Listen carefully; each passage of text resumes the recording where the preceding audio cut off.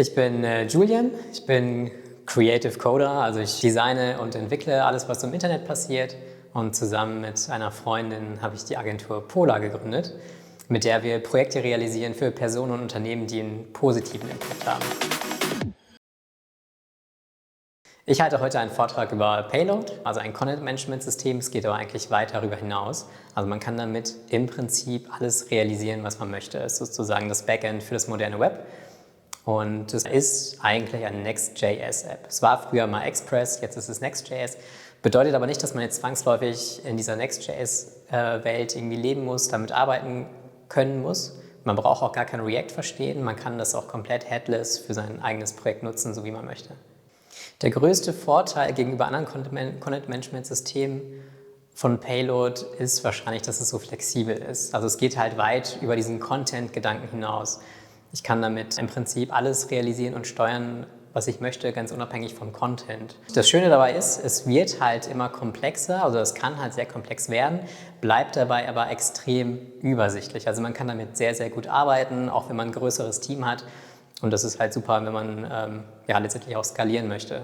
In welchem Anwendungsfeld sich Payload am besten eignet, kann man so pauschal gar nicht sagen, weil es eben so flexibel und vielseitig ist, ja, dass man es im Prinzip überall anwenden kann. Also es kann von einer ganz kleinen Webseite sein, wo ich einfach nur ein Content-Management-System brauche, bis hin zu einem komplexen Software-as-a-Service-Backend, das vollautomatisiert und extrem komplex ist.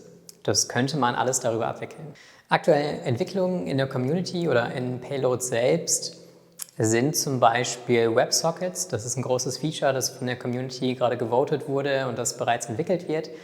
Aber es gibt höchstwahrscheinlich noch ganz andere spannende Dinge, an die wir gerade noch gar nicht denken, weil Payload von Figma gekauft wurde und jetzt viel mehr Budget, viel mehr Manpower einfach da ist, ganz andere Sachen noch zu realisieren. Über Payload kann man sich am besten informieren auf der eigenen Website. Die haben eine ganz gute Dokumentation, an der man sich entlanghangeln kann. Payload aufzusetzen ist schon ziemlich einfach. Wenn man dann ein bisschen ins Detail geht, wird man wahrscheinlich merken, dass die Dokumentation noch so ein bisschen realitätsnahe Beispiele vermisst. Aber dann gibt es halt immer noch die Discord-Gruppe, eine riesen Community, wo es schon unendlich viele Posts gibt, wo man sich dann auf jeden Fall mal einlesen kann. Wie es mit Payload weitergeht, auch jetzt nach dem Kauf von Figma, das steht auf jeden Fall noch in den Sternen. Da scheiden sich auch so ein bisschen die Geister. Viele finden es gut, dass Payload jetzt zu Figma gehört, andere finden es weniger gut, weil es dadurch diesen Open-Source-Charakter verliert. Es bleibt letztendlich abzuwarten. Ich würde euch empfehlen, Payload auf jeden Fall mal auszuprobieren, völlig egal, wie klein oder groß euer Projekt ist. Und meine 2 Key Takeaways, die ich euch gerne mit auf den Weg geben würde, sind: Schaut euch mal die Access Control genau an und probiert mal aus, was ihr mit den Hooks alles machen könnt.